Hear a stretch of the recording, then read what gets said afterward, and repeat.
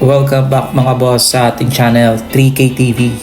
So for today's video mga boss, update lang tayo kung ano nangyari sa mga fattener natin. Kasi kung matatandaan nyo sa last video natin, nagkaroon sila ng mga sugat sa katawan.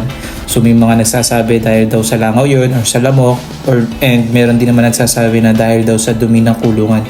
Pero lagi naman tayo nagdi-disinfect, so di ko rin talaga alam kung bakit nangyari yun. Pero eto mga boss, kahit ano man naging dahilan ng mga pagkakaroon nila ng sugat, itong dalawang gamot na binigay ko sa kanila is naging effective rin man talaga. So kung makikita nyo dito, wala na silang mga sugat-sugat. And para nawala na rin yung bakas sila, nagkaroon sila ng sugat.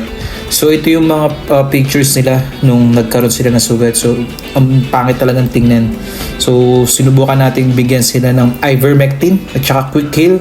Mga boss, in-apply natin sila noon, and after ilang days, totally nawala na yung mga sugat-sugat nila.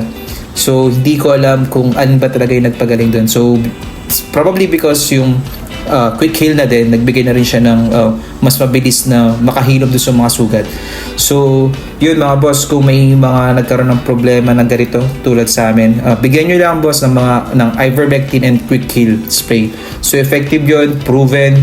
Kung makikita nyo naman dito sa ating video, nilinis na ng mga katawan nila. So hindi sila nagkaroon ng bakas na nagkaroon sila ng sugat or whatever. So yun mga boss, i-share nyo lang to mga boss para may mga mga nagbabakyard piggery dyan, baka nagkaroon ng ganitong mga sakit. So yun mga boss, ito yung mga inahin ko. So mga buntis na dyan lahat. So yung isa dyan, expected namin na mga anak siya ng August 13.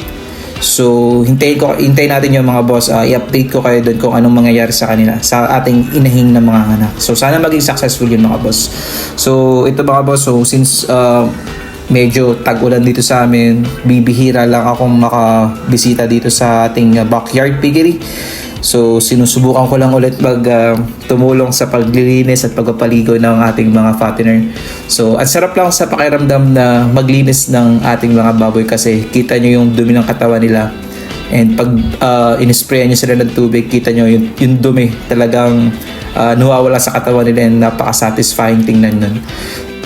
So malapit ko na rin silang ma-release mga boss. So may 2 weeks na lang tayo para magpakain sa kanila. Sana ma-reach natin yung goal na weight nila, and sana kahit pa paano kumita ng konti. Okay na ako dun. Huwag lang malugi mga boss. And ayun, watch nyo na lang mga boss yung remaining video nito. So maraming salamat sa pagsuporta sa mga nag-subscribe, and sa mga hindi pa nag-subscribe mga boss, please help me grow my channel by liking this video, giving your support by sending some comments, and yun na rin, subscribe na rin kayo. So yun lang mga boss, maraming salamat sa inyo. God bless. See you on my next video.